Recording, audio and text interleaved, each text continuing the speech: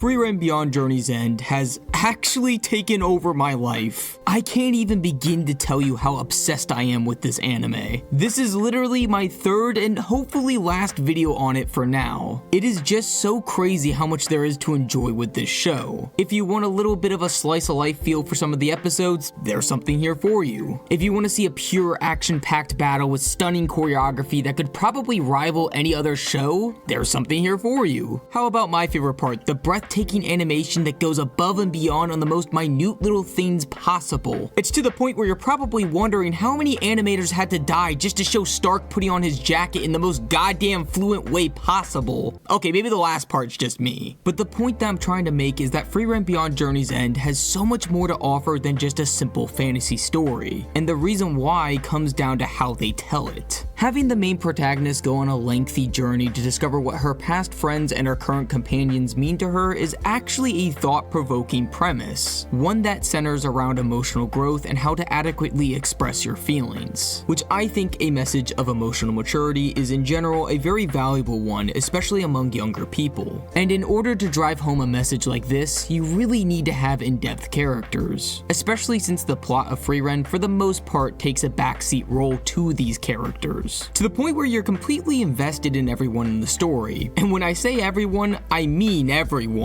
Even goddamn characters that were only in here for a few episodes or less. Like, I love how the writers were able to portray this subtle, depressing aura around Kraft the monk, and how he has lived for so long that his legacy has completely vanished off the face of this earth. He will always be a stranger, an unknown wanderer, as opposed to someone like Frieren where there's people who still know her deeds. And the reason why you care so much about these characters, and what this show does remarkably well, is how they convey meaningful information in interesting ways. They don't just do a lazy exposition dump explaining everything to you as if they're feeding you like a goddamn toddler. They add many very intriguing little tidbits to each episode, with the most profound character development from these little tidbits being the ones that you have to interpret yourself to a certain degree. And the example I'm about to show you is the same one I used in my first review of this anime, mainly because I think it's a really good example of this show's style of storytelling. Throughout the last chunk of this episode, Frieren is simply looking for a lost ring given to her by Himmel. And if you only analyze this moment skin deep,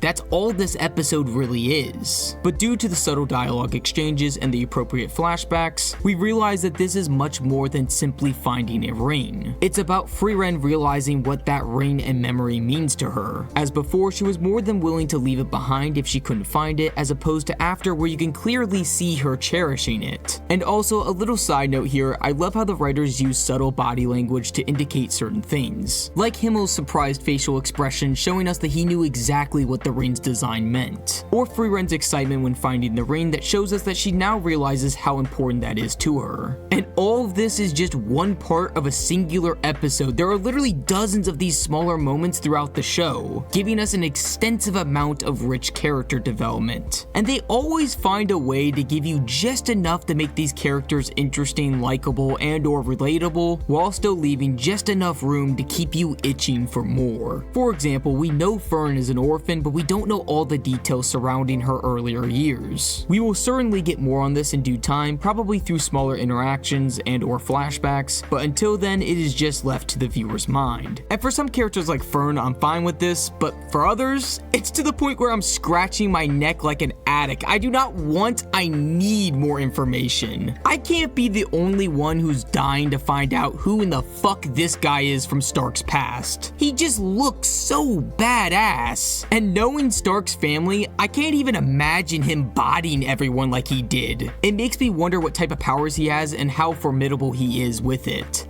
So if you haven't figured it out yet, Season 1 of Frieren Beyond Journey's End is amazing. It has pretty much everything you could possibly want. A rich, in-depth world, interesting and likable characters, beautiful animation, intense fight scenes, and a unique way of storytelling that keeps the viewers engaged. Honestly, what more can you really ask for?